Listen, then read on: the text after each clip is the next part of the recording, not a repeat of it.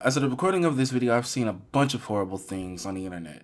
And as I become desensitized to the most frightening things that this world has to offer, I still become ever more pissed off at the state of Steam in 2020. I hate Steam. I legitimately can't stand it. And I feel hostage to the platform. And that's only grown more intense over the years, over the past 5 or 6 or so years, as seasonal sales tempt me into buying games that I know I'm not gonna play for the next 6 months. And it's a vicious cycle, you know what I mean? Like, check this out.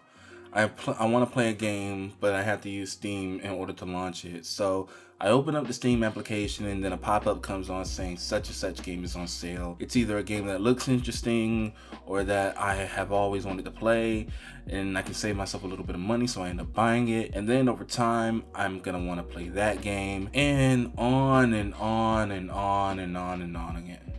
It's kind of depressing if you think about it, and it's mostly my fault, but that's just the reality of things. I hate looking at this fucking ugly gray and blue application, this fucking excuse for a game launcher, this pitiful piece of software. Valve spent the better part of 10 years doing what gamers love to call out EA and 2K for, which is making most of their money purely off of microtransactions. After Left 4 Dead 2 came out, they just kind of gave up on making games, because CSGO and Dota 2 were making so much money that they honestly didn't have to care, you know what I mean? And for the longest time, they didn't actually care.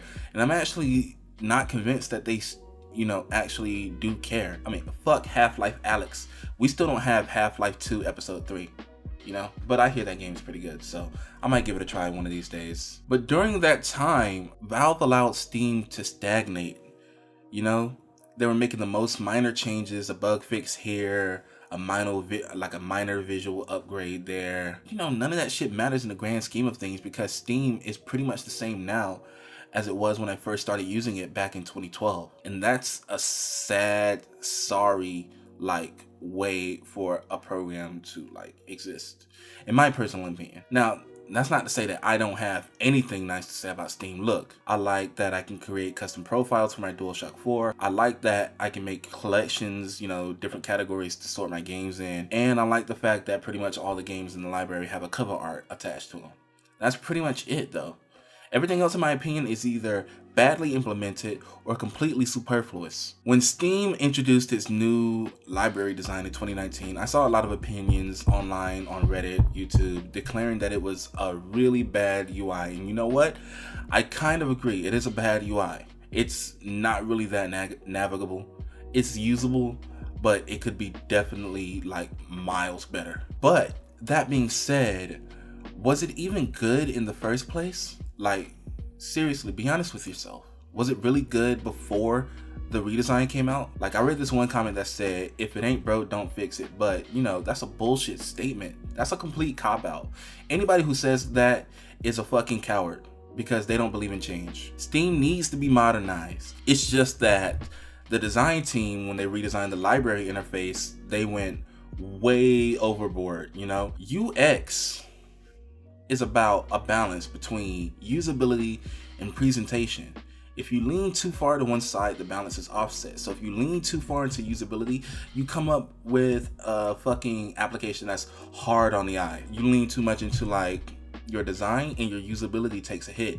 You have to find that perfect balance, and each application has a different balance. Some might be perfectly balanced, some might be scaled more this way, some might be scaled more that way, but you hardly ever see any applications that are all the way to one side. And keep in mind, the people who are commenting these things, they're fucking assholes, and they feel like anything that is different is bad. Pause the video really fast.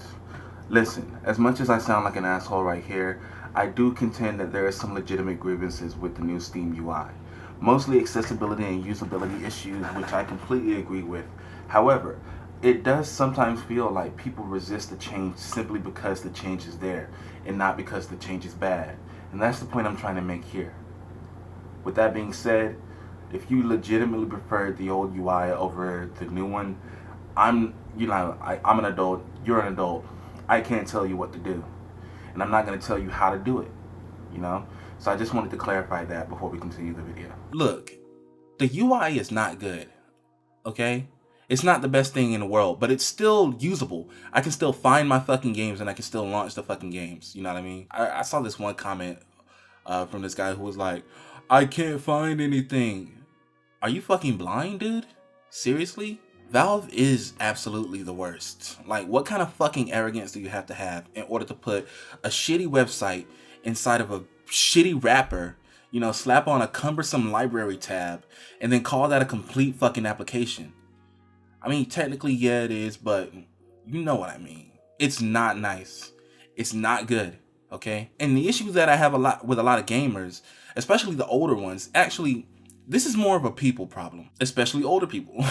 I'm just gonna keep it real. The issue that I have with a lot of people is that they'll often settle for the thing that's good enough rather than the thing that is superior. And as somebody who places a big emphasis on, you know, how good something looks as well as how well something works, I find that like to be an offensive mindset. That's actually more of a problem than you know, because it's how VHS actually won the format war back in the 1980s. Betamax, by all accounts, was the better format, but because VHS was cheaper and because VHS had more porn on it, it came out on top. I'm gonna use a metaphor really fast. Let's say that for the last 20 years, you've been washing your body with what? I don't know, dirty river water, right? It stinks.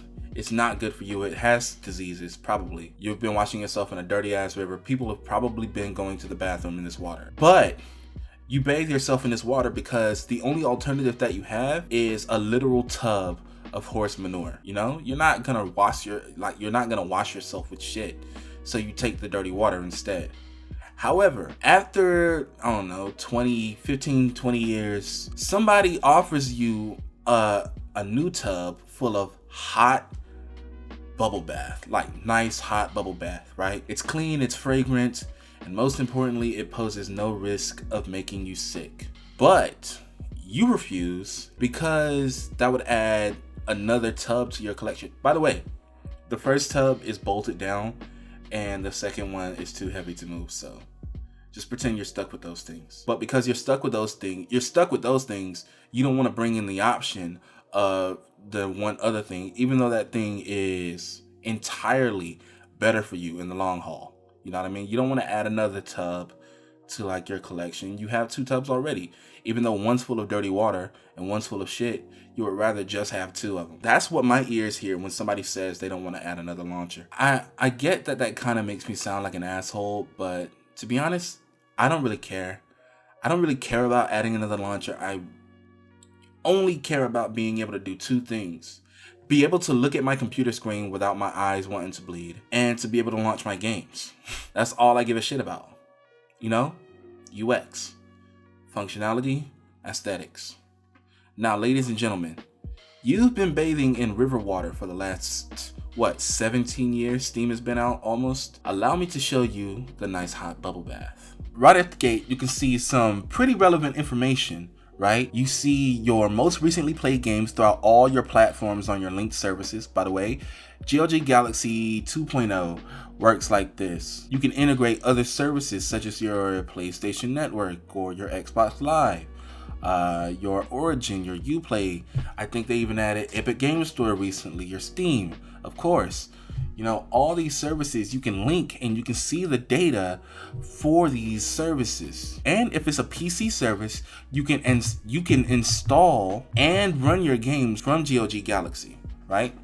The only thing stopping this program from being the GOAT is the fact that you can't launch your console games from it. So, like, if I wanted to play Tekken 7 on like PS4, if they added the ability to launch the game from, on PS4 from GOG Galaxy, this would be probably the best launcher ever to have existed, and nobody would have any reason to, not use it. But you can see relevant information. You can see stuff that's recently played by you, stuff that's recently played by your friends. Apparently you can hook up your Nintendo account. I did not know that. My most recent achievements for all my platforms and the ratio of achievements sorted by platform. So I've been playing a lot of Metal Gear Solid 5 and a lot of Death Stranding recently, so I've unlocked quite a few Death Stranding achievements or trophies on PS4. I don't have the PC version. It will not run on my computer, so that's just... It's unfortunate, but that's the way it is. Final Fantasy VIII Remastered, something I bought in the last, I think, summer sale or spring sale, whatever the case. Have about 50... So it definitely has your most recent games, your most recent achievements, your most recently added games. So if you buy a new game, it'll definitely show up on this list. And that's not just for Steam or GOG, that's for all your platforms. As you can see, I have 2 of Kojima's most recent games. No, Kojima's 2 most recent games. Metal Gear Solid 5, The Phantom Pain, and Death Stranding. I own Death Stranding on PS4, obviously. And I own Metal Gear Solid on Steam. But they're right back to back. They're back to back. And I can see the data from each of them. So I can check Metal Gear Solid 5, see which one of my friends has been playing this. None of my friends actually own this game on Steam for whatever reason. So most of these notifications are from me. As you can see, I don't have any friends online. For whatever reason, my Steam friends aren't showing up there. And, I don't have a lot of online friends anyway.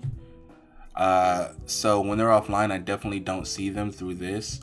But if you want to friend me online, then, send me your gamer tag, PSN ID, Steam username, whatever the hell on my Twitter, and I will add you because I desperately need people to play with online. All this is pretty useful information, and you can see all the games that you own. You can either show everything, or you can choose to show just the ones that you have on Windows. I prefer to show everything just so that I can, if there's a specific game that I want to check up on, see if anybody's playing it, see how many hours I have in it, then I'm able to do that. Like the recent PlayStation Plus exclusive, Erica. Don't have any activity on that one, but I'm probably gonna play that pretty soon. It's just really cool to be able to see everything from every platform that you own games on in one place. And to be able to launch all your PC games from one launcher, that's like an invaluable tool to me. I don't understand why more people aren't using this service, but it's probably because they don't know about it. And that's the purpose of this video. I'm here to educate you. To be honest, Steam should have been redesigned from the bottom up 5 years ago. It boggles my mind that they haven't, the only thing we got was a fucking library update, which looks like shit. To be honest, it has so many redundant aspects of it that you struggle to understand why they would design it in such a way, especially when so many concepts exist online that they could have based it off of. So many interesting ideas for how Steam could be updated for the modern age, and they decided to go with what they did. Screw that. From here on out, I'm going to be using Galaxy to launch my games, and probably going to be buying my games from GOG whenever I can from here on out, because Valve fucking sucks, to be honest. Valve fucking sucks, and you deserve better than that. Thank you very much for making it to the end of the video. If you like what you saw, then hit the like button, subscribe to the channel, follow me on Twitter for updates regarding the channel, and also I'm thinking about streaming a lot more regularly, so definitely drop me a follow on Twitch, twitch.tv/the_meerkat with a V. With that being said, thank you very much for watching. Have a good day. Wait, no, you're supposed to do it like this. This is a rude gesture in the UK. You're supposed to do it like this, so.